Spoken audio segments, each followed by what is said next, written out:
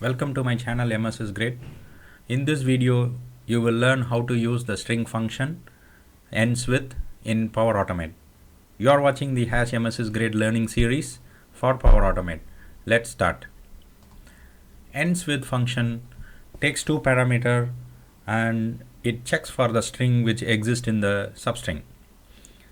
You can see in this sample, the first sample takes the first parameter of the message, which is the MS is great, and inside that it tries to check whether great substring exists within that string.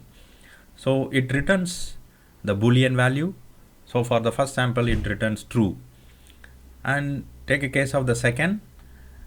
We are trying to identify using the case sensitive.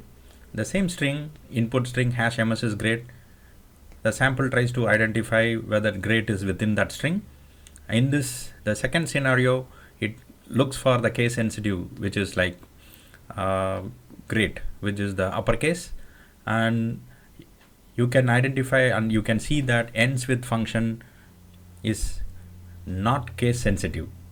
So irrespective of whether it is an uppercase or the lowercase, it returns true. And the third scenario is similar to the first one, meaning that if we try to identify the string within a JSON, complete JSON string.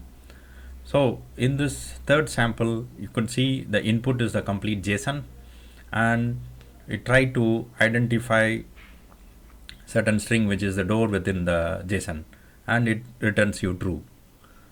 So this is how the endsWith function works with the string, and it can be applied in various scenarios.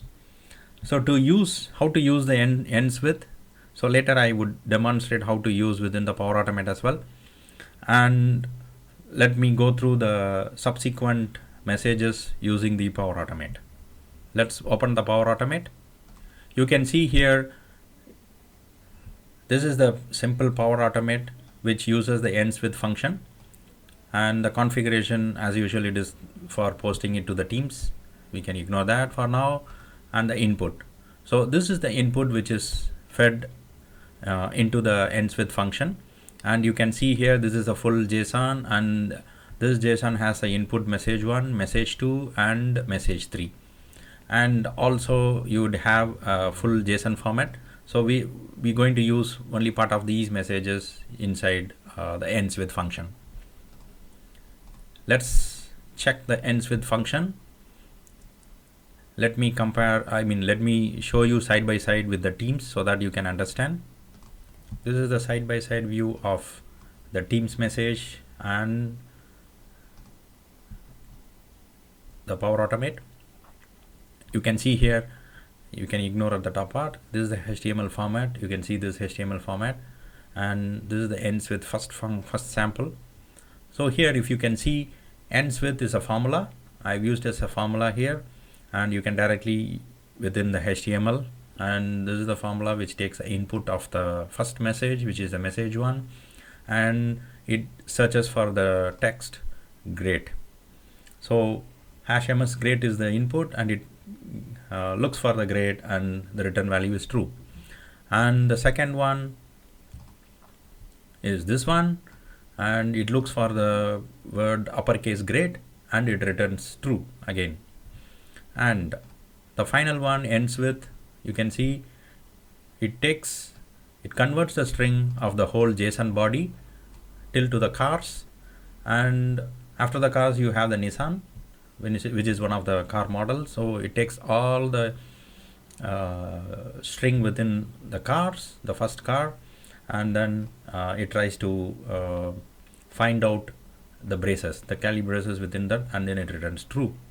Okay, so this is how it works with endsWith. And the real use case, how do you use it within the Power Automate?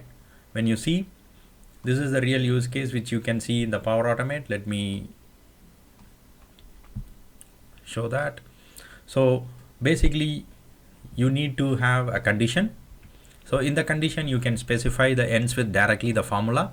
This is the formula which we found, which we use the same place. Then you can directly type the formula there, and I'm trying to find out MS is great within the MS is great.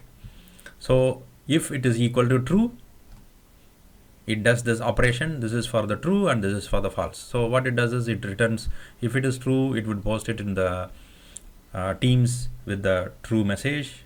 And similarly, we are trying to do with the JSON ends with. I am trying to find out the car model, which is entra. Again, it is case insensitive, meaning that it doesn't look for the case sensitive thing. So you can search for entra. So entra, it really exists within this model. See here, you should carefully look at the JSON string which we are trying to find out. I am trying to get the JSON and the Nissan car model of the first array 0, which is the first model, and the first model is entra with input string. So it is trying to find out the string within the entra. So if it is identified, then it becomes true. So that's why you can see here, this is the message which is being posted. First is true as well as second is true. Let's try to change it and see what happens. Like for example, here I'm trying to find MS is great.